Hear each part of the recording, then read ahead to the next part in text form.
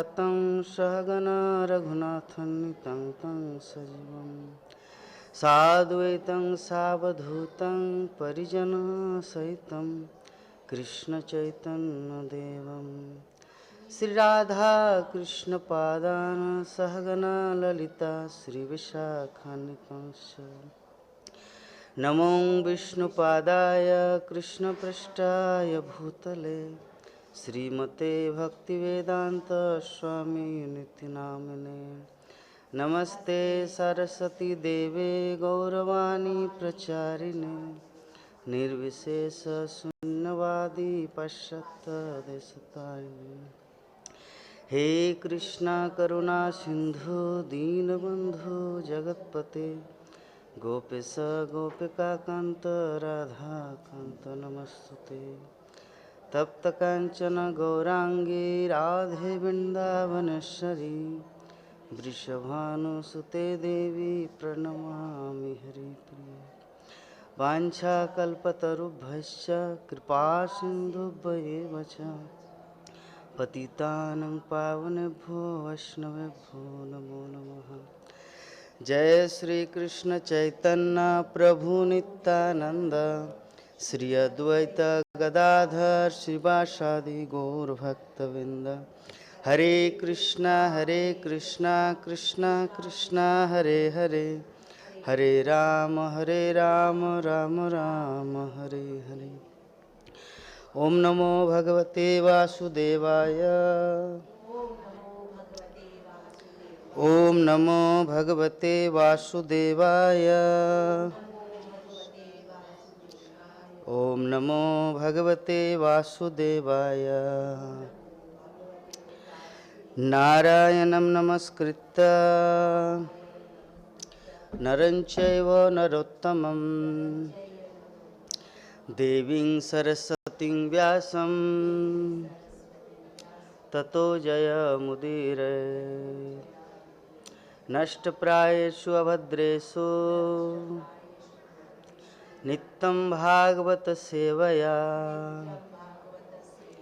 भगवती उत्तम श्लोके भक्तिर्भवति नष्टिकी। तो आज हम लोग श्रीमद् भागवतम के तृतीय स्कंद 22 अध्याय श्लोक संख्या 22 और 23 ये दो श्लोक के ऊपर चर्चा करेंगे। तो बोर्ड में लिखा है 23 नंबर श्लोक, तो आप लोग मेरे पीछे पीछे दोहराइए, फिर मैं पहले 22 नंबर श्लोक को मैं उच्चारण करता हूँ।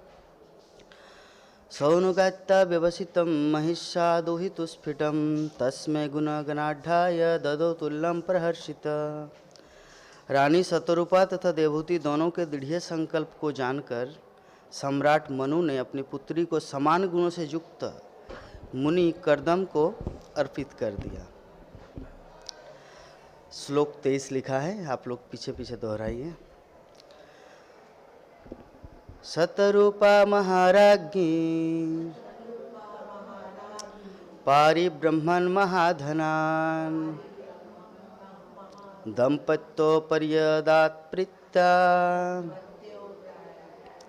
भूषावास परिच्छदान्।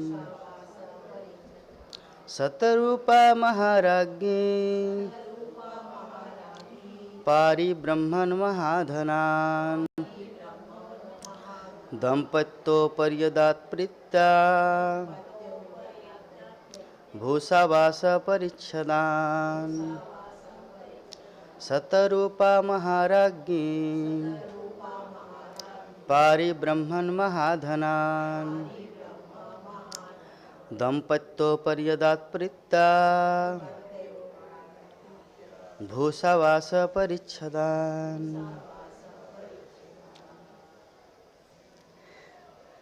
सहज है। शतरूपा महाराज्ञी परिब्रह्मन् महाधनान् दम्पत्योपर्यदात् प्रीत्या भूषावास परिच्छदान्। शतरूपा महाराज्ञी परिब्रह्मान् महाधना ब्रह्मपिता भूषावासा परिच्छदा। तो श्लोक उच्चारण करने से सबसे बड़ा लाभ ये होता है, ये जो वातावरण है, जिस परिवेश में हम लोग बैठे रहते हैं, वो पूरा शुद्ध हो जाता है। क्योंकि ये कथा कलियुग के बहुत बहुत पहले की है, प्राचीन काल की है। अभी तो हम लोग कलियुग के दूषित वातावरण में रहते हैं, लेकिन ये जो कथा है, ये जो घटनाएं घटी है, ये उस समय की है जब संसार के सभी जीव भगवान को पूजते थे, भगवान की आराधना करते थे। तो जब वो संस्कार या वो कल्चर हम लोग उच्चारण करते हैं तो ऑटोमेटिकली वो परिवेश शुद्ध हो जाता है। जैसे आप लोग, अभी तो मोबाइल का ज़माना आ चुका है, पहले जब कभी थिएटर में जाते होंगे, फिल्म हॉल, तो वहाँ पे साउंड सिस्टम पूरा एकदम चारों तरफ लगा के रखते हैं, और जैसे फिल्म का कास्टिंग शुरू होता है तो ऑटोमेटिक एक दूसरे वाइब्रेशन, दूसरी दुनिया में आ गए। यद्यपि हमारा रियल लाइफ की ज़िंदगी, कर्म करेंगे, पैसा आएगा, कुछ खरीदेंगे दुकान से, फिर आपका संसार चलेगा, ये रियल लाइफ। परंतु फिल्मी दुनिया में जब वो साउंड बॉक्स वो जब बजता है, ऐसे एंट्री मारते हैं हीरो, तो एक अलग क्रिएशन होता है, मतलब पूरा चेंज हो जाता है परिवेश। उस समय ये नहीं लगता कि मेरी बेटी को हॉस्पिटल ले जाना है या मेरा बेटा को स्कूल छोड़ने जाना है, वो पूरा भूल जाते हैं। तो ये कहने का मतलब, ये जो श्लोक है, ये संस्कृत देवनागरी, ये जो श्लोक है, ये उस समय का है, इस सृष्टि के पूर्व। इस सृष्टि के पूर्व कहने का मतलब मैंने इसीलिए बोला क्योंकि जो 70 त्रेता द्वापर कली, 70 त्रेता द्वापर कली, ये तो मतलब क्रम चलता रहता है। जैसे सोमवार, मंगलवार, बुधवार, गुरुवार, शुक्रवार, शनिवार, रविवार, फिर सोमवार, मंगलवार। तो ये ऐसा नहीं कि ये जो कुछ दिन पहले जो सत्य युग चला गया, द्वापर के पहले त्रेता, त्रेता के पहले सत्य, इसी क्रम का नहीं है। पता नहीं कितने युगों कितने युग से पहले का है। जैसे पिछले शनिवार को यहाँ पे कोई दूसरा प्रभु जी ने क्लास दिया, एक एग्जाम्पल दे रहे, हो सकता है उसके पहले शनिवार में कोई दूसरा प्रभु जी ने क्लास दिया, उसके पहले शनिवार में कोई तीसरा माता जी ने क्लास दिया। तो कहने का मतलब, ये जो देवहूति कर्दम का ये जो विवाह परिणय प्रसंग है या श्रीमद् भागवतम की जो कथा है, ऐसा नहीं कि पिछले युग का है, पता नहीं कितने युगों पहले का है। इसीलिए हो सकता है उस समय का जो परिवेश बहुत ही शांत था, बहुत ही शुद्ध था, बहुत ही प्योर था। तो जैसे फिल्म हॉल में वो साउंड से पूरा परिवेश चेंज हो जाता है, उसी प्रकार जब हम लोग इस श्लोक का उच्चारण करते हैं और उसका प्रसंग श्रवण करते हैं, तो हमारा भी वही चेतना हो जाता है जिस चेतना में वो लोग अपना भगवान की भक्ति करते थे। तो अनुवाद और तात्पर्य, हिज डिवाइन ग्रेस ऐसी भक्तिवेदांत स्वामी जगत गुरु श्रील प्रभुपाद के द्वारा महारानी शतरूपा ने वर वधू अर्थात बेटी दामाद को प्रेम पूर्वक समयोचित अनेक बहुमूल्य भेंटें यथा आभूषण, वस्त्र तथा गृहस्थी की वस्तुएं प्रदान की। दहेज, वैदिक दहेज, वैदिक दहेज ये दान है, ये लेन देन नहीं है। आजकल क्या है ना, ज़्यादातर संसार में देखने को मिलता है, नहीं हम दहेज नहीं दे पाएंगे। अरे भाई, दहेज देने का मतलब ये, यहाँ पे तो श्रील प्रभुपाद तात्पर्य में लिखेंगे जैसे कि भगवान श्री कृष्ण क्या बोलते हैं, पत्रम पुष्पम फलम तोयम जो में भक्ता परिच्छति तदहम भक्त उपरहित अस्नामी पर्यतात्मना। अगर कोई फल, और फल मतलब ऐसा नहीं कि आपको कश्मीर का कोई 400-500 रुपये किलो कोई फल चढ़ाना है। आपके शहर में, आपके नगर में, आपके गांव में जो भी फल उपलब्ध हो वो फल आप मुझे अर्पण कीजिए। पत्रम फलम तयम, हाँ, पत्रम पुष्पम, पुष्प तो हर जगह मिलता है। ऐसा नहीं कि आपको गुलाब का ही फूल देना है, ऐसा नहीं आपको कमल का ही फूल देना है, कोई भी फूल जो सुगंधित हो, ठीक है, सुगंधित फूल भगवान को चढ़ाना है। तुलसी पत्ता, तो ये तो साधारण वस्तु है जो भगवान उसको स्वीकार करते हैं। तो यहाँ पे तात्पर्य में श्रील प्रभुपाद लिखते हैं कि अगर कोई अपनी बेटी दामाद जब विदा होते हैं, जब बेटी को समर्पण कर देते हैं दामाद के प्रति, तो ऐसे नियम है कि ये सब देना चाहिए, गृहस्थ की वस्तुएं, बेड, पलंग, टीवी, फर्नीचर, ये सब देना चाहिए। तो मान लीजिए किसी के पास उतना सुविधा ना हो, उनके पास तो क्या बोलते हैं उतनी क्षमता ना हो कुछ करने का, तो यहाँ पे श्रील प्रभुपाद क्या लिखते हैं कि दहेज नहीं दे पाता, वहाँ पर फल तथा फूल ही दिया जाता है। एक एप्पल दीजिए, एक फूल दीजिए, क्योंकि नियम है, ये ट्रेडिशन है। इससे क्या है ना, जो लड़की जाते हैं मतलब उनके घर में, ससुराल में, तो उनको एक आश्वासन मिलता है कि भाई मेरे माता पिता ने दिया है कुछ आपके साथ। तो आज भी भारत में कन्यादान के साथ दहेज देने की प्रथा प्रचलित है। दी जाने वाली भेंटें कन्या के पिता की हैसियत स्थिति के अनुसार होती है। स्थिति के अनुसार कुछ दिन पहले की घटना है, फरीदाबाद की एक माताजी मुझे कॉल किए, प्रभु जी मैं भोपाल जा रही हूँ। बोले क्यों? क्योंकि मेरी बेटी का शादी कराना है, तो भोपाल में प्रभु जी के साथ उनके माता पिता से मिलने जा रही हूँ। तो अपनी बेटी को लेकर फरीदाबाद से वो भोपाल आई। भोपाल जैसे आई, ये कब की बात है, जब रामलला का उद्घाटन हुआ ना 2022 में या 2024 रामलला का उद्घाटन कब हुआ? 2024, हाँ 24। तो 2024 में, तो हम उस समय वाराणसी में थे। हम लोग 4-5 ब्रह्मचारी और मैं, हम लोग गए थे रामलला का दर्शन करने। हरे कृष्णा।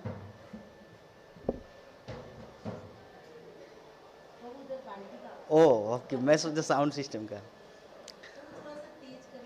क्या यहाँ तेज करेंगे तो उधर यूट्यूब में गड़बड़ होता है, इसीलिए मैं दूर से बोल रहा हूँ। मैं देख रहा हूँ ना, एवरीडे का क्लास में देख रहा हूँ, इसीलिए मैं दूर से, मैं तो चाहता हूँ इससे भी दूर बोलूँ, क्योंकि साउंड इतना। वो परसों को कौन क्लास दिया, जो प्रीतिवर्धन सेशन में आते, प्रभु जी का क्या नाम है, पुणे से, श्यामानंद प्रभु।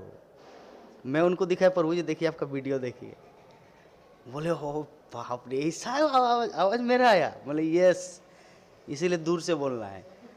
इसलिए आप लोग थोड़ा सा कान को ये कीजिए, क्योंकि जो यूट्यूब में, फेसबुक में मुझे उनका भी थोड़ा ध्यान रखना है, इसीलिए मैं दूर से बोल रहा हूँ।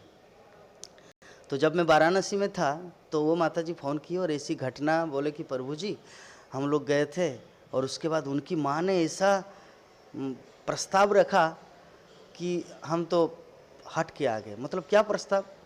उनकी माँ ने बोली कि हमें 15 लाख चाहिए। तो मैं बोला कि ऐसा तो बातचीत हुआ नहीं था।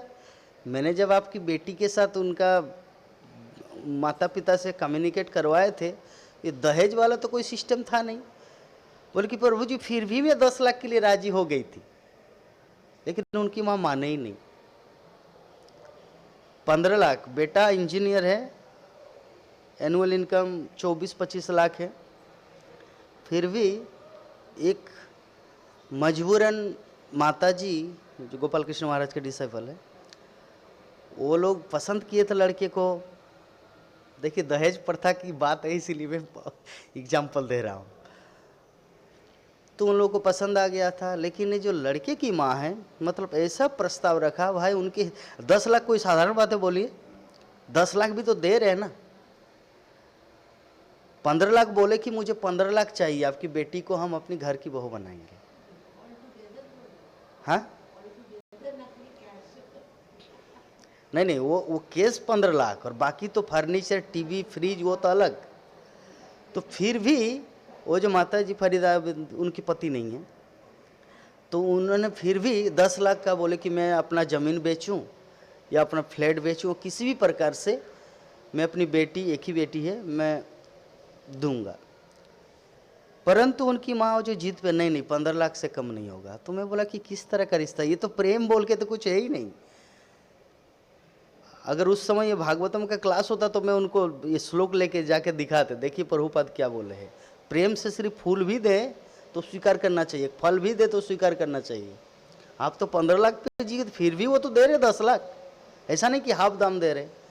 आप कोई एक कपड़ा खरीदने जाएंगे, बोले कि जैकेट का दाम कितना है 1500, आप तो ये नहीं बोले कि 300 में देंगे, आप तो बोल रहे 800 में देंगे या 1000 में दीजिए। तो एक मान्यता भाई, 1500 का चीज़ 1000 में बोला वो कोई गलत नहीं बोला, लेकिन वो 300 में बोला तो वो गलत है। लेकिन ये तो माता जी 10 लाख देने के लिए तैयार है, फिर भी नहीं माने, शादी नहीं हुआ। तो ऐसे ऐसे लोग अभी भी लड़का भटक रहा है, कर्मफल है ना, भटक रहा है, अभी भी शादी नहीं हुआ। 2024 पार हो गया, लड़की की शादी हो गई, यस।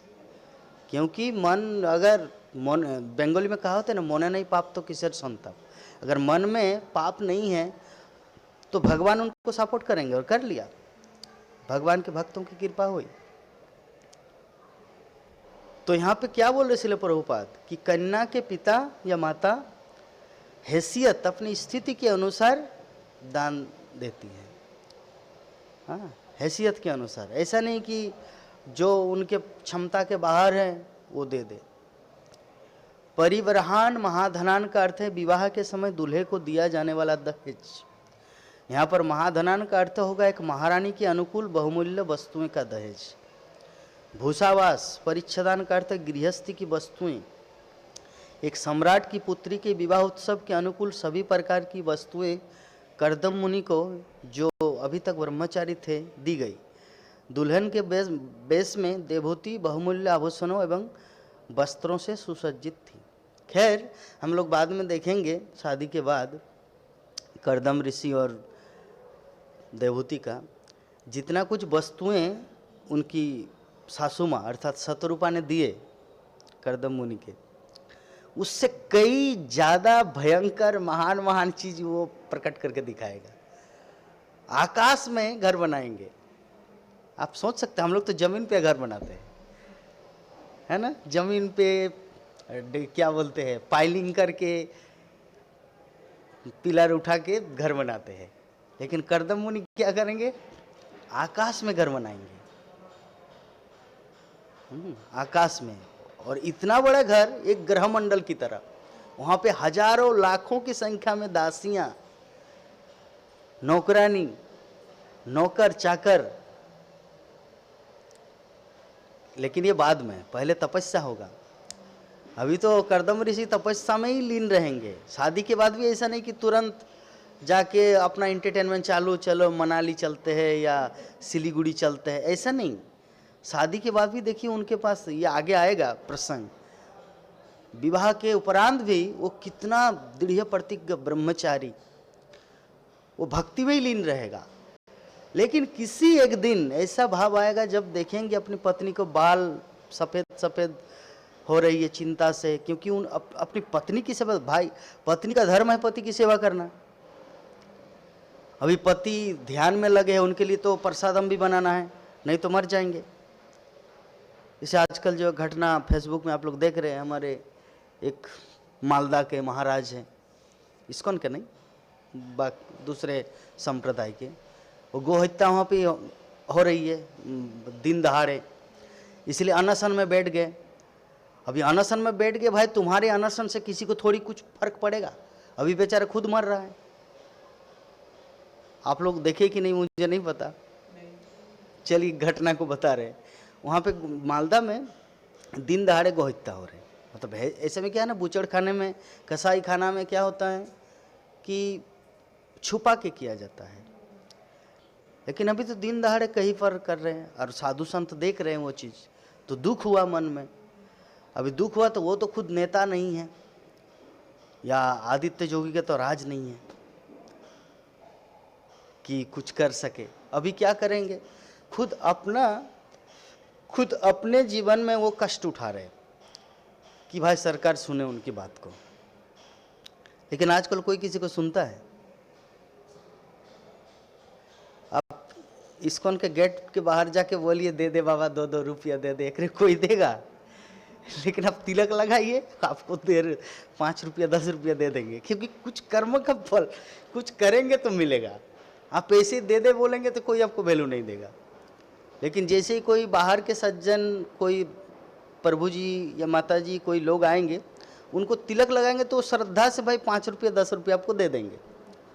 लो भाई, आप महाप्रभु के धाम में हम आए और उससे पहले आपने मुझे महाप्रभु जैसा स्वरूप बना दिए, इसके लिए मैं कृतज्ञ हूँ। 10 रुपया पॉकेट से निकाल देंगे। लेकिन ऐसे ही बोलेंगे दे दे दे दे, वो नहीं देगा। तो विषय वस्तु यहाँ पर वैसा ही हुआ। ये जो महाराज है, उन्होंने देखा तो सरकार के लिए, अभी सरकार तो बात सुनेंगे नहीं, इसीलिए खुद खाना पीना छोड़ दिए। 3-4 दिन हो गया। अभी कल वीडियो देख रहा था मैं, पूरा सलाइन लगा हुआ है और उनके सभी शिष्यगण पैर दबा रहे हैं। हाँ, पैर दबा रहे, खींच रहा ना भाई। अगर पानी नहीं पिएंगे, खाना नहीं खाएंगे तो खींचेगा अंदर से। अभी सलाइन लगा हुआ है, पूरा एकदम सरसों का तेल देके मसल रहे, अभी जीवन बचाना है। तो मैं कल वीडियो को देख के बोल रहा, हे प्रभु, आप यहाँ पे ऐसे दुनिया में, वर्तमान संसार में आपके ये देख के कोई कुछ, अभी देखिए ना बांग्लादेश का वो जो प्रभु जी जो जेल में है, किसी का कोई फर्क पड़ रहा है? मेरा प्रश्न है, किसी का कोई फर्क पड़ रहा है? मैं किसकी बात कर रहा हूँ, आप लोग समझ गए? जो जेल में है अभी भी, सब तो भूल गए उनको, वो बेचारा जेल में है। इसीलिए कोई भी चीज़, कोई भी कार्य सेंटिमेंटली कदम नहीं उठाना चाहिए, बहुत सोच समझ के उठाना है। कोई किसी का नहीं है संसार में, कोई किसी को हेल्प नहीं कर सकता, हमें खुद को बचाना है। कोई नहीं बचा पाएंगे आपको, आपको खुद को बचाना है। जैसे मान लीजिए 2 एरोप्लेन उड़ रहा है, फ्लाइट, यहाँ का कुछ अगर हो जाए, इसलिए प्रभुपाद एग्जाम्पल देते, एक दूसरे फ्लाइट का कुछ हो जाए तो सामने वाला फ्लाइट आपको हेल्प नहीं कर सकते। वो जमीन पे, धरातल पे कुछ कर सकता, लेकिन आकाश मार्ग में कुछ नहीं कर सकता। तो हमारा जीवन भी वैसा ही है, फ्लाइट की यात्रा की तरह है। अगर इस फ्लाइट में कुछ हो जाए तो आप कुछ नहीं कर सकते। वैसे हमारे जीवन में कुछ अगर एक हो जाता है तो कोई कुछ सामने वाला नहीं है बचाने वाला, हमें खुद को ऐसे पॉजिटिव रखना है। तो अभी उनका ऐसा हाल है, तो उसमें बहुत सारे लोग फेसबुक में कमेंट कर रहे कि प्रभु जी थोड़ा बुद्धिमान बनिए, महाराज जी खाना पीना खाइए, स्वस्थ रहेंगे तब तो कोई आपको वैल्यू देंगे। अभी अगर मान लीजिए मर जाए तो क्या फायदा है? कुछ फायदा नहीं। तो इसीलिए बुद्धिमान बनना है। खैर जो भी है, मैं किस प्रसंग में बोला, ये किस प्रसंग में बोला प्रभु जी?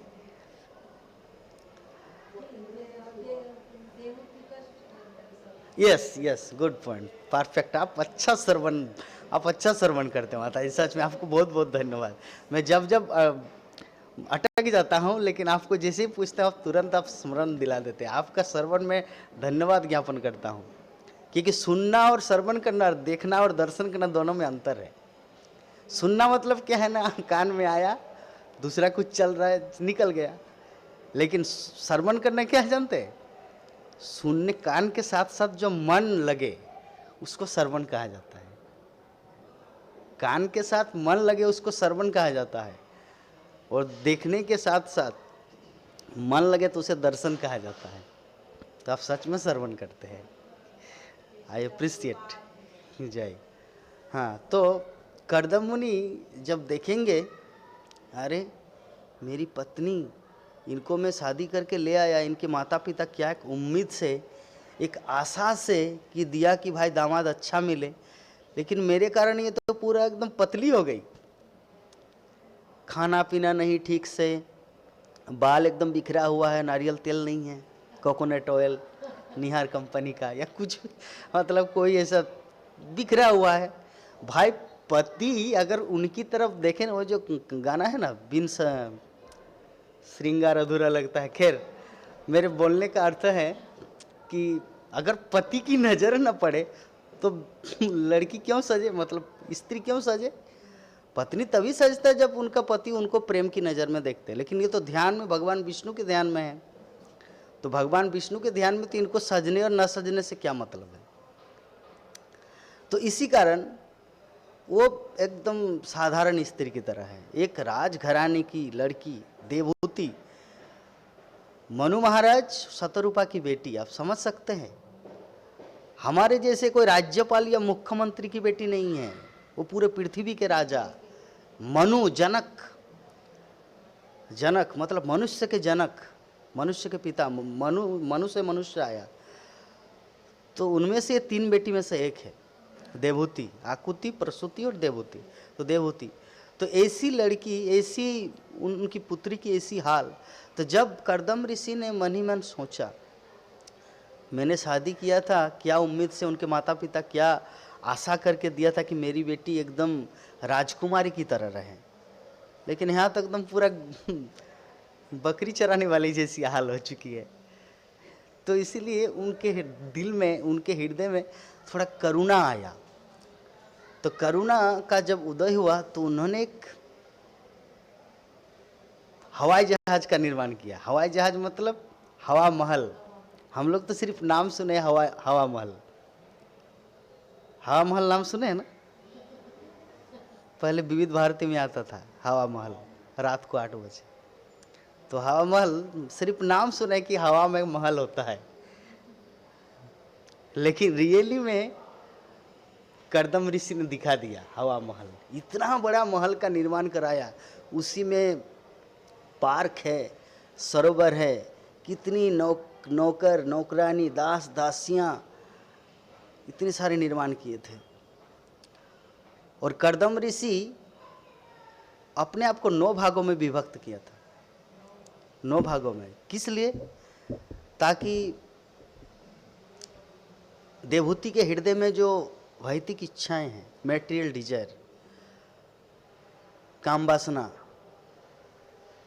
खैर बाद में देवहूति पश्चाताप करेगी कि मैंने एक संत महापुरुष से क्या चीज पाया, मुझे चाहिए था कृष्ण प्रेम, और इनके पास ऑलरेडी कृष्ण प्रेम है, लेकिन मैं साधारण सी वस्तु, काम वासना, संभोग सुख, सेक्सुअल लाइफ, इसमें अपना जीवन व्यतीत कर दिया। देवहूति बाद में पश्चाताप करेगी, क्योंकि उनकी इच्छा को पूरी करने के लिए ही कर्दम ऋषि अपने आप को 9 भागों में विभक्त किया था। ठीक है, तो सर्वप्रथम कर्दम ऋषि जब तपस्या में लगे थे, भगवान की सेवा में लीन थे, और देवहूति निस्वार्थ भाव से जब अपनी पति की सेवा किए, तो जब कर्दम ऋषि ने देखा तो इतना कुछ दिया, देवहूति को इतना कुछ दिया कि विश्व इतिहास में कोई पुरुष अपनी पत्नी के लिए उतना नहीं, इवेन कि भगवान श्री कृष्ण भी 16,108 महल में जो नहीं किया तो उतना कर्दम ऋषि ने किया था अपनी पत्नी देवहूति के लिए। जैसे में द्वारका का वैभव अतुलनीय है, लेकिन 16,108 रानी के लिए चलिए एक महल है, लेकिन ये तो हवा महल है। द्वारका में जो महल थी, मतलब रानियों के, सत्यभामा का अलग, रुक्मिणी का अलग, अलग अलग महिषियों का, तो वो तो पृथ्वी धरातल में था ना, द्वारका में, समुद्र के अंदर। लेकिन ये तो हवा, जैसे जल जहाज में व्यक्ति जाता, तो मान लीजिए आप अगर नौका जल जहाज में अगर यहाँ नवद्वीप से जाएंगे कलकत्ता, तो जल जहाज का टिकट कितना लगेगा? 800 रुपया या 1000 रुपया, या उससे भी कम। परंतु अगर कोई फ्लाइट में जाएंगे तो उसका ज़्यादा पैसा लगता है ना। तो महत्वपूर्ण कौन सा है या कौन सा वैल्यूएबल है, सबसे मूल्यवान कौन सा है? जो हवाई जहाज। तो भगवान श्री कृष्ण ने जो द्वारका में जो महिषियों के लिए जो घर बनाया, जो महल बनाया, वो तो पृथ्वी धरातल में था। और कर्दम ऋषि ने जो बनाया था, अपने भक्त को ज्यादा क्रेडिट देते भगवान, भक्त वत्सल है ना नाम, वो तो हवा महल में निर्माण किया था घर, हवा महल में सब कुछ। तो ये है उनके भक्त का महिमा। तो विषय वस्तु क्या है मैं कि एक सम्राट की पुत्री विवाहोत्सव के अनुकूल सभी प्रकार की वस्तुएं कर्दम मुनि को जो भी बढ़ा। तो जो उनकी सासू माँ ने जो कुछ दिया था, अर्थात शतरूपा ने, शांभव मनु ने, ससुर सासू माँ जो कुछ दिए थे, उससे कई ज़्यादा चीज़ वो खुद निर्माण की, क्योंकि योगी थे। तो अभी कोई प्रश्न उठा सकते, प्रभु जी जो जोगी होते हैं वो ऐसे कर सकते, लेकिन मैं तो हरि नाम की माला जप करता हूँ, काश मेरे पास भी ऐसी सामर्थ्य, मैं भी अपनी पत्नी को खुश कर देता किसी के हृदय में ऐसी इच्छा होती है कि वो तो योगी थे, वो ध्यान करके भगवान विष्णु को पाया और भगवान विष्णु की कृपा से वो अनिमा, महिमा, सिद्धि, नवनिधि, अष्ट सिद्धि नवनिधि में ये सुविधाएं होती हैं। आप लोग प्रसंग सुने होंगे, सिरधर, खोला बेचा सिरधर गए तो है ना, राजापुर से जो अंदर जाते हैं खोला बेचा सिरधर, नवद्वीप मंडल परिक्रमा के टाइम वहाँ पे हमारे पंचरत्न प्रभु ड्रामा करते हैं, प्रभु का डिसाइपल, केला खाना याद आ रहा है कि नहीं, जो पूरा केला फेंकते हैं सभी, केला का ही पूरा मेला लगता है। तो सिरधर को कोई नहीं पहचानते थे। सिरधर एक ऐसे भक्त थे, महाप्रभु के जितने सारे पार्षद है श्रीवासंगन में, श्रीवासंगन तो देखे हैं ना, तो श्रीवासंगन में वहाँ पे कीर्तन होता था रात को, संकीर्तन। तो रात को जब संकीर्तन होता था तो महाप्रभु की इच्छा है कि अभी क्या करेंगे, श्रीधर की महिमा को प्रकट करेंगे। तो श्रीधर की महिमा को कैसे प्रकट किया जाए, क्योंकि यहाँ पे भक्तगण एक दूसरे को लेकर, अरे हम तो महान भक्त हैं, बोलते मैं तो क्लास देता हूँ, बोलते मैं तो अच्छा कीर्तन करता, मैं तो ये करता, मैं तो करताल बजाता, ऐसे करके महाप्रभु के सामने श्रीवासंगन में सभी अपना अपना अहंग भाव व्यतीत कर रहे। तो महाप्रभु ने सोचा कि इन लोगों का अहंकार तोड़ना है। तो इन लोगों का अहंकार तोड़ना तो कैसे तोड़ना है, जब इनमें से कोई अच्छी वस्तु या अच्छे व्यक्ति का पहचान हो इस महफिल में, इस समाज में। तो उन्होंने, महाप्रभु ने बोले चुप, सभी साइलेंट हो जाइए। सभी मतलब होता है ना जैसे रैली में होता है, एक काम करो आप लोग, कोई श्रीधर को लेके आओ। सभी कंफ्यूज है, श्रीधर कौन है, श्रीधर ये तो पहली बार नाम सुने। बोले खोला बेचा श्रीधर जो केला का पत्ता बेचता है, बोले ये तो मैं नाम नहीं सुना।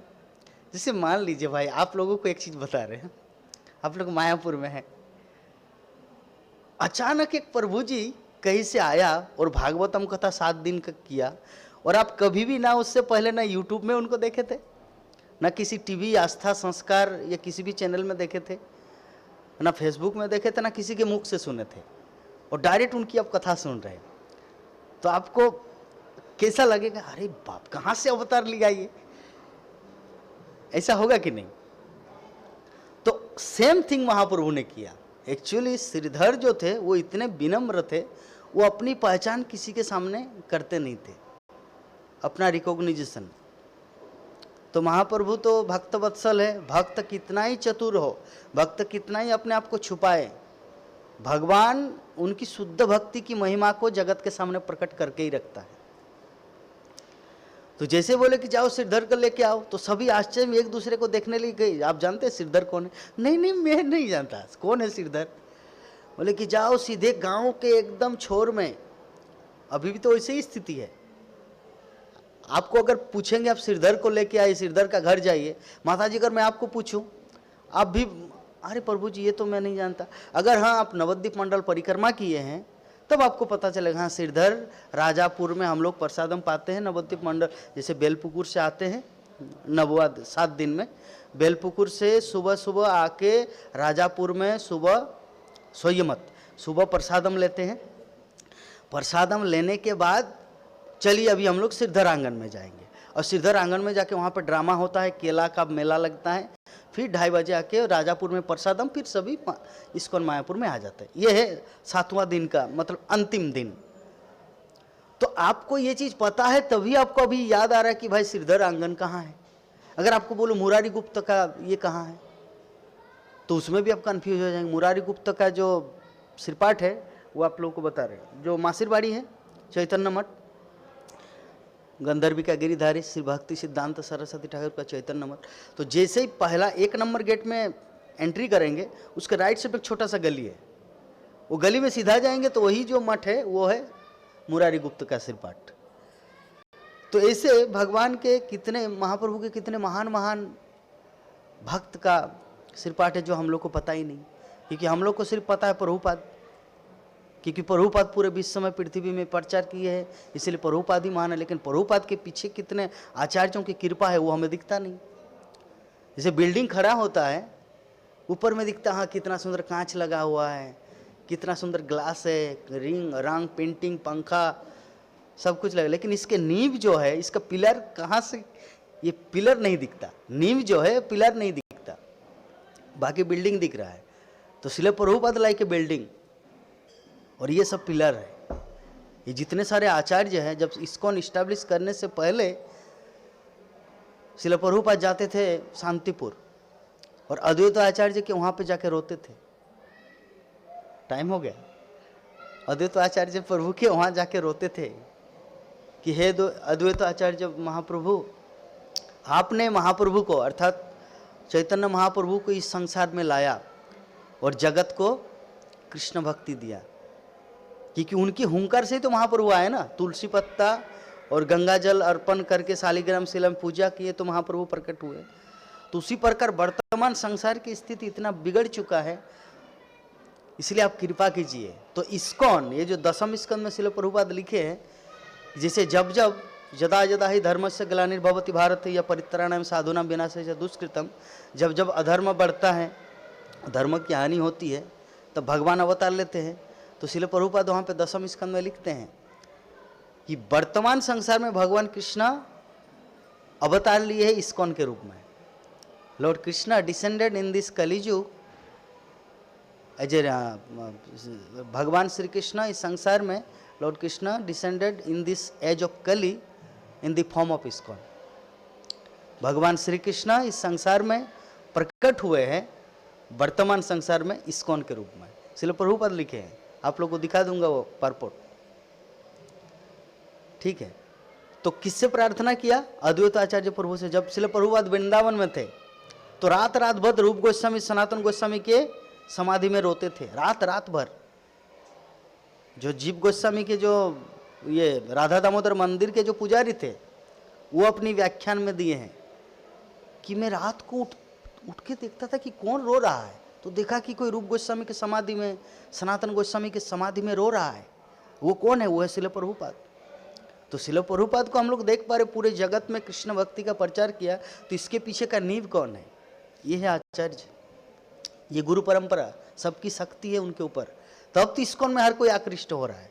बाकी भी तो कितने सारे संप्रदाय है, क्यों नहीं लोग जा रहे उधर? उतना जो बुद्धिमान है, मेधावी लोग क्यों इस्कॉन में ही आ रहे हैं? बाकी तो आजकल जहाँ भी खिचड़ी वितरण होगा हर कोई जाएगा, चाहे वहाँ पे भोग लगा है या नहीं है वो कोई नहीं देखेंगे। लेकिन जो मेधावी है, बुद्धिमान व्यक्ति इस्कॉन में ही क्यों आता है?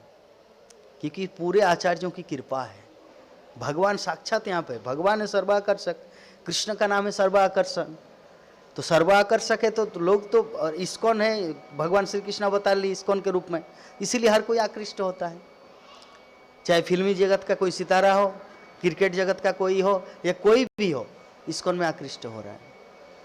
तो जो मैं बोलना चाह रहा था कि श्रीधर जब श्रीवास आंगन में ऐसे कीर्तन चल रहा था, तो कीर्तन चलते चलते जब श्रीधर को बुलाया कि एकदम गांव के लास्ट में एक घर है, और उस घर में कोई ये नहीं है, क्या बोलते इसको, छत नहीं है, बारिश भी होता तो गिरता है, धूप भी पड़ता है, मतलब कुछ भी छत है ही नहीं।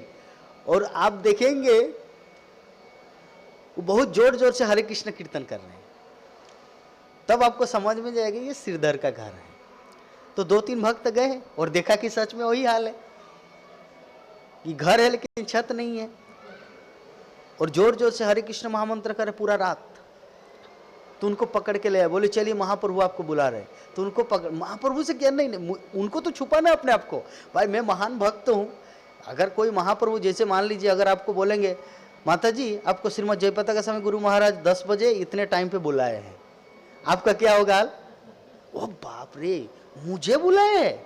लोग कितने अरबपति खरबपति जब यहाँ आते हैं अपॉइंटमेंट लेने के लिए, कितना कुछ, फिर भी उनके शिष्यगण, शिष्य पर शिष्यगण, नहीं गुरु महाराज का तबीयत खराब है, मास्क लगा के आना, विभिन्न प्रकार से ड्रामा करके आपको मिलने ही देंगे। अगर खुद आपको बोले कि गुरु महाराज ने आज क्लास देते समय बोला था, आपका नाम क्या है?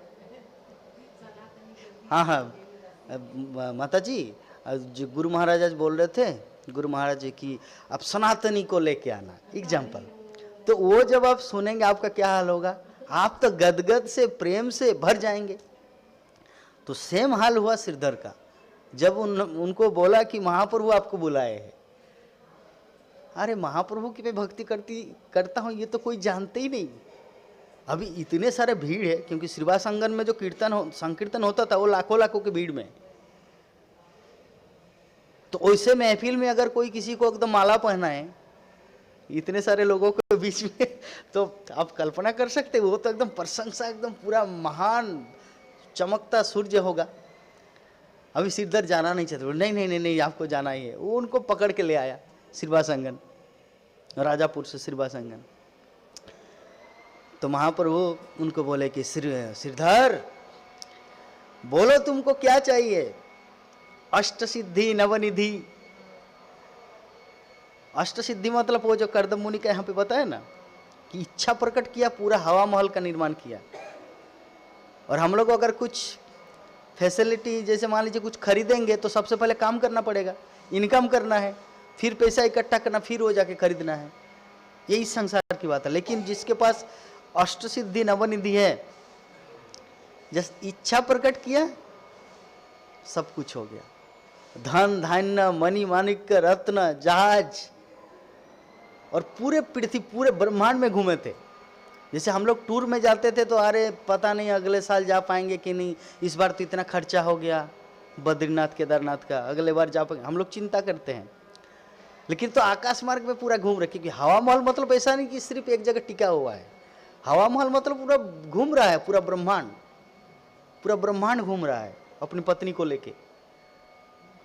तो उनका ससुर सासू माँ ने क्या दिया था, जस्ट कुछ वस्तुएं, लेकिन उससे कई ज्यादा उन्होंने खुद प्रकट किया, खुद निर्माण किया। तो ऐसे जोगी, तो इसमें जो मैंने प्रश्न किया था, अब जो एक विचारणीय बात किया था कि प्रभु जो जोगी थे, भक्त भी थे, तो उनके पास ऐसा हुआ, हम तो हरि नाम की माला महामंत्र जप करते हैं, तो हमारे पास वो सब सिद्धि नवनिधि क्यों नहीं आता। तो मैं जो श्रीधर का प्रसंग बोला कि श्रीधर को जब देने के लिए महाप्रभु रेडी थे, तो श्रीधर बोले नहीं नहीं नहीं नहीं नहीं मुझे नहीं चाहिए, अष्ट सिद्धि भी नहीं चाहिए, नवनिधि भी नहीं चाहिए। तो महाप्रभु ने कहा क्यों, आप तो इतनी गरीबी में जीवन जी रहे। जरा सोचिए, उस समय उनका बिजनेस क्या था जानते हैं, केला का पत्ता बेचते थे। और ऐसा नहीं कि केला का पत्ता बहुत दुर्लभ है, जैसे मेघ काल मेघ की तरह। जैसे कौन सा पत्ता दुर्लभ है यहाँ पे मायापुर में, कोई एक ऐसा पत्ता है, जैसे जो पिज्जा के ऊपर जो डाला जाता है, वो क्या नाम है पत्ता को, वो भी तो दुर्लभ है। दो दुर्लभ नहीं, वो तो किसी भी जगह मिल जाता है, वन तुलसी बोलते हैं उसे, वो मिल जाता है। तो केला का पत्ता तो हर घर में उपलब्ध है, आप कल्पना कीजिए, हर घर में उपलब्ध है, फिर भी उसी का बिजनेस करते थे वो। और उसमें जो प्रॉफिट होता था, मान लीजिए 25 पैसा प्रॉफिट हुआ या 50 पैसा प्रॉफिट हुआ, तो 25 पैसा गंगा पूजा में लगाते थे, गंगा पूजा की सेवा में, और 25 पैसा से अपना पेट चलाते थे। ऐसी दुखद स्थिति में वे कभी भी महाप्रभु से ये नहीं बोला कि हमें कुछ दीजिए, धन धान्य मणि माणिक्य के इतना सारा बिल्डिंग खड़ा करेंगे, नहीं, कोई इच्छा नहीं। महाप्रभु खुद देने के लिए आए, हम लोग तो खुद मांगते हैं। वो तो पहले आप जरा कल्पना कीजिए, हम लोग खुद मांगते हैं कि नहीं, बोलिए। जब राधा माधव को प्रणाम करते हैं, नृसिंहदेव को प्रणाम करते हैं, हो सकता है यहाँ पे कोई नहीं बोलेगा नहीं प्रभु जी हम तो शुद्ध भक्त है, लेकिन हाथ जोड़ करते क्या लगता है, प्रभु जी मैं तो भाड़ा में रहती हूँ, उनका तो 10 तला बिल्डिंग है, वो भी हरि नाम करते हैं, वो भी दीक्षित है, मैं भी दीक्षित हूँ, मुझे कम से कम 5 तला की बिल्डिंग दे दीजिए। ऐसे कुछ मतलब इच्छाएं सबका होते हैं, सबका। यहाँ पे किसी ऐसा व्यक्ति नहीं है जो ना हो, सबके अंदर किसी किसी का ऐसा इच्छा हो सकता है वो अगर ब्रह्मचारी है या सन्यासी है, उनके हृदय में क्या इच्छा होगा, वो सन्यासी है, फेमस है, पूरे दुनिया में प्रचार करते हैं, मुझे भी वो गौरव, वो शौर्य प्रदान कीजिए ताकि मैं भी पूरे दुनिया में घूमूं। तो किसी न किसी रूप में हम लोग ये जो प्रसिद्धि, धन, संपद, लाभ, पूजा, ये सब चाहते हैं। लेकिन जरा कल्पना कीजिए श्रीधर का, हम लोग खुद मांगते, भगवान देता नहीं, भगवान खुद दे रहे, ले नहीं रहे। लेवल देख रहे भक्ति का, लेवल देखिए, उनका स्तर देखिए। बोले क्यों नहीं लेंगे, ये तो अच्छी बात है ना, ये तो अच्छी वस्तु है, इससे क्या है ना, आप पूरे संसार के सामने प्रसिद्ध हो जाएंगे। बोले नहीं चाहिए। तो आपको क्या चाहिए? कुछ तो देना, क्योंकि भाई मैं भक्त वत्सल हूँ, मेरे पास जो भी आता है कुछ ना कुछ उनको देना पड़ता है। तो आप मुझे बताइए कि आपको चाहिए क्या। तो श्रीधर ने क्या बोला जानते हैं? कुल बचपन में एक बालक आता था मेरे पास केला खरीदने के लिए, और आके बोलते थे केला का कितना दाम है? मैं बोलता था 10 रुपये 10 पैसा। तो बच्चा बोलते थे 5 पैसे में देंगे क्या? तो मैं बोला कि इसमें तो मेरा नुकसान है, नहीं मैं नहीं दूंगा। तो फिर वो बच्चा क्या करते थे, जैसे केला है तो नहीं दीजिए ना 5 पैसा में, और वो श्रीधर बोलते नहीं देंगे नुकसान होगा, दीजिए ना 5 पैसा में, नहीं देंगे। तो ऐसे श्रीधर, तो वो बचपन में वो जो बालक वो था निमाई। तो चैतन्य महाप्रभु को बोल रहे कि हे प्रभु, कि जन्म जन्मांतर जो मेरे साथ वो बालक जो क्रीड़ाएं वैसी लीला करते थे, वो जन्म जन्मांतर हर जन्म में मेरे साथ वो खेल खेले, मैं वो इच्छा करता हूँ। तो कल्पना कीजिए भक्ति का लेवल ऐसा होता, भक्ति का लेवल। तो कर्दम मुनि के अंदर में भी तो वही क्वालिटी है। ब्रह्मा जब उनको प्रकट किया, पिछले क्लास में बोला था, ब्रह्मा जब प्रकट किए तो कर्दम मुनि बोले कि मेरे लिए क्या आज्ञा है, क्या रिस्पॉन्सिबिलिटी आप दिए? कर्दम मुनि ने कहा, ब्रह्मा जी ने कहा तुमको सृष्टि करना है, सृष्टि करना है, जनसंख्या उत्पन्न करना है, संसार के लोगों का कल्याण करना है। तो कर्दम ऋषि ने कहा ठीक है, मैं गृहस्थ जीवन में प्रवेश करूंगा तो सबसे पहले मैं तपस्या करूंगा, भगवान की भक्ति करूंगा, साधना करूंगा।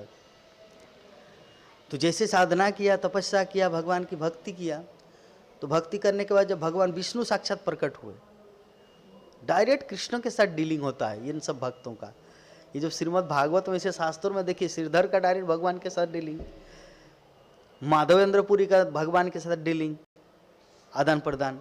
यहाँ पे कर्दम ऋषि का भी डायरेक्ट भगवान के साथ डीलिंग। भगवान साक्षात प्रकट हुए, क्या चाहिए? बोले शादी करना है। हम लोग को अगर हमारे पास कोई आए, अगर मुझे भगवान प्रकट होके बोले कि जगन्नाथ तुमको क्या चाहिए, मैं तो ये नहीं बोलूँगा शादी करना, लेकिन मैं कुछ दूसरा चीज़ चाहूँगा। लेकिन कर्दम ऋषि के बोले मुझे शादी करना है। अरे वो तो साधारण बात है, कितनी सारी दुनिया में लड़की है, कोई भी एक किसी को थोड़ा सा जाकर मीठी बात करो, वो फंस जाएंगे आपके जाल में। उनको तो बस वही चाहिए, लड़की को उपकार और प्रशंसा दोनों में से एक कर दिया, आपके हो जाएंगे। ये तो सिंपल बात है, भगवान ने कहा इट्स सिंपल।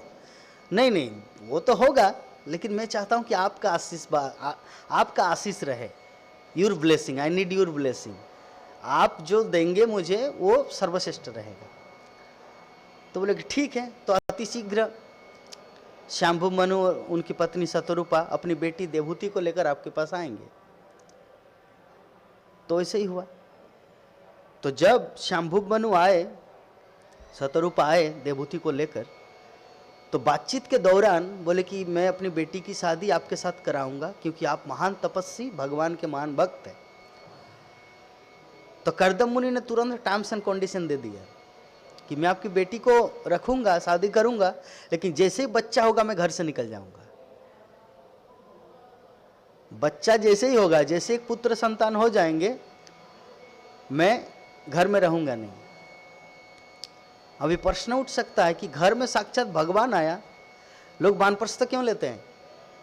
भगवान को पाने के लिए। वानप्रस्थ संन्यास क्यों लेते हैं? वन क्यों जाते हैं लोग? जंगल, भगवान की खोज में, कृष्ण को पाने के लिए। लेकिन कृष्ण तो उनके घर में आए। कपिल देव तो साक्षात भगवान है, भगवान साक्षात उनके घर में आया, फिर क्यों गया वन? यह वैदिक आदेश। इसीलिए हमें भक्ति को इतना सेंसिटिविटी लेना है, तब बनेंगे शुद्ध भक्त, या तब बनेंगे भगवान के प्रिय। भाई वो तो अपना कुछ दिखा सकते थे ना, भाई क्यों मैं जाऊं, मैं क्यों जाऊं वानप्रस्थ? घर में मेरे भगवान आए, वन जाने का उद्देश्य ही भगवान की प्राप्ति करना, तो मैं क्यों जाऊं वन? पांचों पांडव लोग सारा जीवन भर भगवान के साथ खेले, उठे, बैठे, तो फिर क्यों गए जंगल के रास्ते में हिमालय की तरफ? प्रभु जी सोइए मत, इतना महान चीज व्यर्थ चला जाएगा। बाद में यूट्यूब में सुनेंगे तो अच्छी बात है। तो पांचों पांडव जब स्वर्ग आरोहण में चले गए तो सारा जीवन भर तो भगवान के साथ थे, कृष्ण के साथ, तो फिर क्यों चले गए, वानप्रस्थ क्यों लिया? यह आदर्श, आइडियल, क्योंकि भक्ति कोई सेंटिमेंट चीज नहीं है। शास्त्रों के आदेश को एज इट इज पालन करना पड़ेगा, क्योंकि आप अगर पालन नहीं करेंगे सेंटिमेंट, नहीं मैं तो महान भक्त हूँ, मुझे वो आदर्श दिखाने का जरूरत नहीं है, नहीं भाई आपको दिखाना है, नहीं तो संसार के लोग फॉलो नहीं करेंगे ना। संसार के लोगों के सामने अगर आपको आदर्श दिखाना तो आपको यथारूप जैसे शास्त्रों में दिया गया वो आपको प्रेजेंट करना है। जत जत आचरति श्रेष्ठ तत्त देवेतरो जना सजत प्रवणां कुरुते लोकस्तद अनुवर्तते। भगवान क्या बोलते हैं? जत जत आचरते श्रेष्ठ। हम लोग मायापुर में रहते हैं और मायापुर में रहने के बाद अगर हम लोग यही से कुछ गलत काम करें, संसार के सामने गलत मैसेज जाए, तो दुनिया के जो बाकी लोग जो इस्कॉन डिवोटी है, दूसरे अपने अपने सेंटर मंदिर खोले, उनके लिए आदर्श आइडियल हम हैं। जैसे वर्तमान कलियुग का आइडियल है भारत के लिए मुंबई, बॉलीवुड। साधारण लोगों के लिए आइडियल है बॉलीवुड। वो लोग जैसा करेंगे उससे ही सारा संसार। अगर पूरा पैंट पहनना, पूरा पैर हाफ पैंट पहनना, तो संसार के लोग हाफ पैंट पहन रहे हैं। अगर मुंडन करके वो लोग भी बॉलीवुड दिखाएंगे तो हर कोई लोग मुंडन करेगा। एक बार तेरे नाम आया था, तेरे नाम का स्टाइल से काटने लगे लोग, ठीक है। फिर ऐसे ऐसे बॉलीवुड जैसा करेंगे वैसे ही साधारण लोग, भारत के लोग करेंगे। तो उसी प्रकार इस्कॉन जगत में मायापुर जैसा करेंगे तो पूरा वर्ल्ड वैसे करेगा। इसीलिए भगवान बोलते हैं यद यद आचरति श्रेष्ठ तत्त देवे तोर जना सजत प्रमाणम कुरुते लोकस्तद अनुवर्ते। साधारण लोग उसी को फॉलो करेंगे जो आप उदाहरण प्रस्तुत करेंगे उनके सामने। तो कर्दम मुनि अगर बोले नहीं मेरे घर में बेटा आ गया, साक्षात भगवान है, मैं घर छोड़ के नहीं जाऊंगा, तब तो हर कोई बोलेगे मेरे घर में भी बेटा भगवान है। फिलोसॉफी को समझ गए ना? अरे तुम्हारे घर में बेटा हुआ है वो भगवान है कपिल देव, तो मेरे घर में बेटा हुआ मेरा भी भगवान है, मैं क्यों जाऊं वन, मैं क्यों जाऊं जंगल? तो इसी कारण वो जंगल गया, क्योंकि शास्त्रों में जो कुछ लिखा है उससे कुछ तात्पर्य है उस बात का। इसीलिए जो महाजन होते हैं ना, आप लोग ये बुक पढ़ना, Karuna Sindhu, the ocean of mercy, Srimad Bhakti Charu स्वामी गुरु महाराज का लिखा हुआ। उसमें गुरु महाराज लिखते हैं प्रभुपाद के विषय में कि श्रील प्रभुपाद का उम्र जब 80 साल हुआ तब भी एकादशी करते थे, तब भी 64 माला जप करते थे। तो उसमें टॉपिक आया कि 80 साल में भी एकादशी करना है। क्यों? क्योंकि महापुरुष जो जो आचरण करता है सामान्य व्यक्ति उसका अनुसरण करेंगे। तो कर्दम ऋषि के जीवन में हम लोग ये देख पाते हैं, माधवेंद्र पुरीपाद के जीवन में देख पाते हैं, श्रीधर ठाकुर के जीवन में देख पाते हैं, सुदामा के जीवन से देख सकते हैं, 5 पांडवों के जीवन में देख सकते हैं। इतने सारे भक्त वैदिक साहित्यों में, पुराणों में, इतिहासों में, उपनिषद में इतने सारे भक्तों का उल्लेख किया गया है। और सबके जीवन में हम लोग एक चीज़ देखते, वो लोग भगवान को पाने के लिए जो आइडियल मतलब आदर्श जितना होना चाहिए पूरा आदर्श अपने जीवन में स्थापित किया। तो हमें भी अपने जीवन में उतना सेंसिटिव रहना है। कोई भी एक ऐसा बात ना हो जो मन के द्वारा प्रेरित हो, जो भी हो वो सत्संग या भगवान के भक्तों के द्वारा प्रेरित होना चाहिए। हमारे जीवन में जानते हैं पतन का मूल कारण क्या है, या हमारे जीवन में फॉल डाउन होने का मूल कारण क्या है? सत्संग का अभाव। क्योंकि जीवन में कोई आइडियल है ही नहीं। अगर मैं आपको पूछूं प्रभु जी आपका आइडियल क्या है, बोलेंगे प्रभु जी आपका क्लास आज सुने आप मेरे आइडियल है। कल एक प्रभु जी आएंगे व्यास आश्रम में क्लास देंगे वो मेरे आइडियल है। हाँ, ये सत्संग आइडियल होना चाहिए, लेकिन फिर भी एक ऐसे व्यक्ति होना चाहिए जिनको आप एकदम दिल से, जान से, हृदय में आप उनका मूर्ति बना के रखे हैं कि प्रत्येक चीज़, प्रत्येक कार्य कितना सेंसिटिविटी के तरीके से करते हैं। उससे आपको प्रेरणा लेना है। क्योंकि हम लोग ज़्यादातर क्या करते हैं ना प्रभु जी या माता जी, अपने मन के अनुसार चलते हैं। मोस्टली 99.9% काम हमारा मन के अनुसार होता है, जिसके परिणाम स्वरूप हम लोग भक्ति में वृद्धि या भक्ति में उन्नति नहीं कर पा रहे। क्योंकि विश्व इतिहास में जितने सारे महान महान भक्त हुए उनके पीछे गुरु का आशीर्वाद है या साधु संत। अभी कोई बोलेंगे प्रभु जी हमारे गुरु महाराज तो दीक्षा देने के बाद तो मिलते ही नहीं, तो मैं कैसे गुरु का संग करूं? भाई गुरु का संग मतलब ऐसा नहीं कि जो दीक्षा देने वाले गुरु ही गुरु होता है, शिक्षा गुरु भी गुरु होता है। हमारे जो भागवत परंपरा में भक्ति विनोद ठाकुर के गुरुदेव कौन है जानते हैं? विपिन बिहारी गोस्वामी, दीक्षा गुरु। और गुरु परंपरा में जो हमारा फोटो लगा हुआ है अल्टर में, वो कौन है? जगन्नाथ दास बाबा जी महाराज। क्यों? उनसे शिक्षा लिए, दीक्षा गुरु नहीं है। तो हम लोग का ज़्यादातर कॉन्सेप्ट क्या है ना, मैं भक्ति चानू स्वामी महाराज का डिसाइपल हूँ, आप जय पताका स्वामी गुरु महाराज का डिसाइपल है और राधानाथ महाराज का डिसाइपल, बस अपने गुरु का सुनो। नहीं, मेरे गुरु महाराज एक बात बोलते थे श्रीमद भक्ति चारू स्वामी गुरु महाराज कि ISKCON like a school, ISKCON एक स्कूल की तरह है।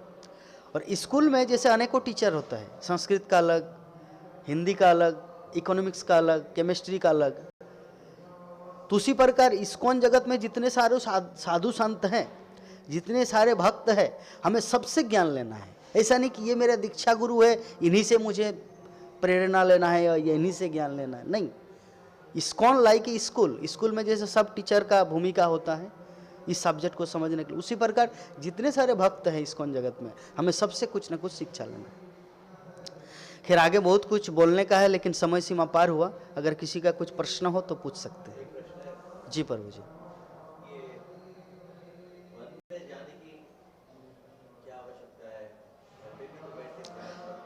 अभी के लिए नहीं, वो जो वन में वो प्राचीन काल में जाया जाता था। अभी वर्तमान में श्रील प्रभुपाद आगे किसी तात्पर्य में लिखेंगे या लिख चुके हैं इस तृतीय स्कंद में ही कि वर्तमान संसार में बन जाने की जरूरत नहीं है। वहाँ पे श्रील प्रभुपाद मेंशन करते हैं कि जो घर, जैसे हम लोग जिस परिवार में रहते हैं वो घर संसार, नगर जो है वो रजोगुण का प्रतीक है, और शराब, मदिरालय या वैश्यालय ये सब तमोगुण का प्रतीक है, और जंगल या वन सतोगुण का प्रतीक है। तो हम लोग घर परिवार नगर छोड़ के क्यों जाते कि रजोगुण से सतोगुण डेवलप हो। तो श्रील प्रभुपाद वहाँ पे मेंशन करते हैं, नोट डाउन करते हैं कि जो भगवान का मंदिर है, इस्कॉन मंदिर या मंदिर, मठ मंदिर, यहाँ पे साक्षात भगवान वास करते हैं। तो जहाँ पे भगवान वास करते हो तो शुद्ध सत्य स्थान प्लेस है, तो वन से भी महत्वपूर्ण है मंदिर आना।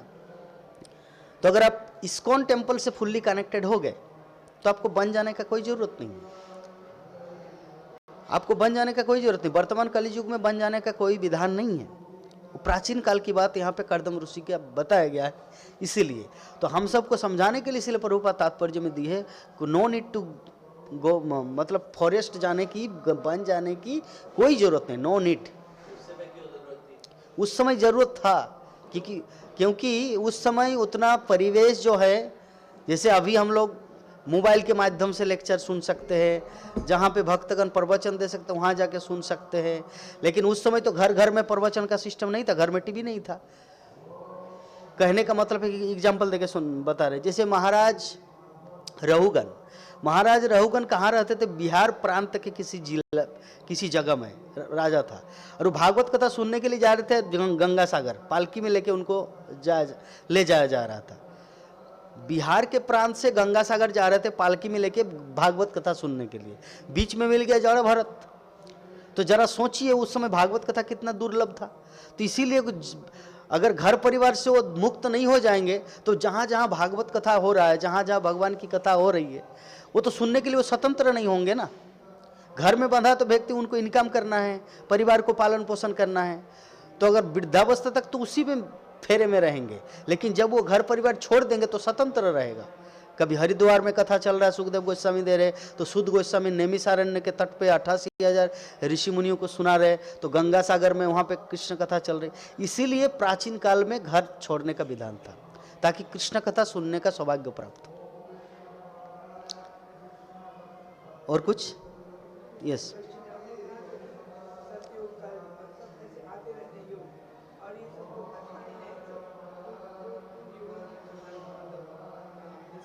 जी,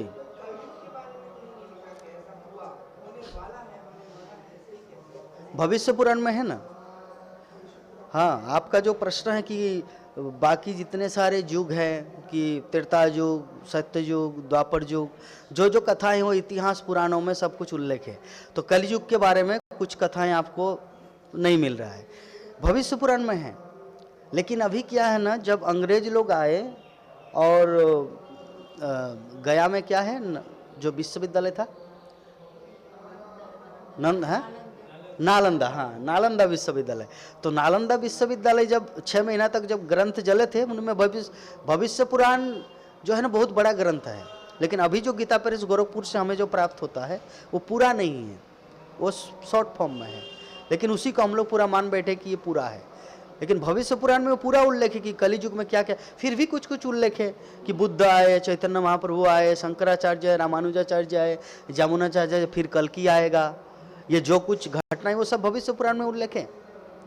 लेकिन पूरा भविष्य पुराण अभी उपलब्ध नहीं है लाइब्रेरी में, क्योंकि जला दिया गया।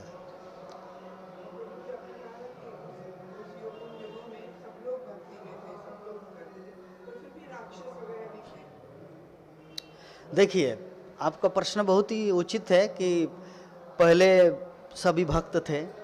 सर्वप्रथम जब सत्ययुग में भगवान एक अलग ग्रह मंडल में रहते थे अपने भक्तों के साथ, और राक्षस अलग ग्रह मंडल में था सत्ययुग में।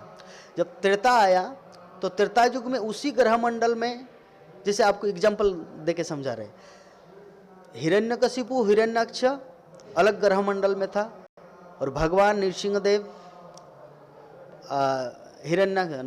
नृसिंहदेव बराह वो अलग ग्रह मंडल में था, फिर आके वध किए चले गए। ये सत्य युग की बात है।